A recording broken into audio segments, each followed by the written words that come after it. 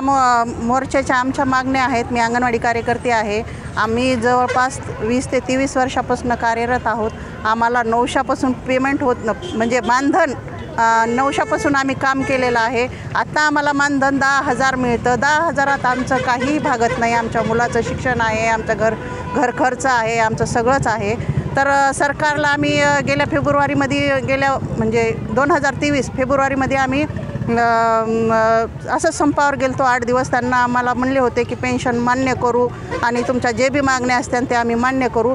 त्यांना अद्यापही आमच्या मागण्या मान्य केलेल्या नाही आहेत आणि आम्ही आता रस्त्यावर उतरलो। तर 4 डिसेंबरपासून आम्ही अंगणवाड्या बंद केलेल्या आहेत। आमचे जे लाभार्थी आहेत, मुलं आहेत, ते खूप बाहेर फिरत आहेत, अंगणवाडीच्या बाहेर येऊन जात आहेत, फिरत आहेत, पण सरकारनं अजूनही आमची 15 दिवस झाले दखल घेतलेली नाही आहे।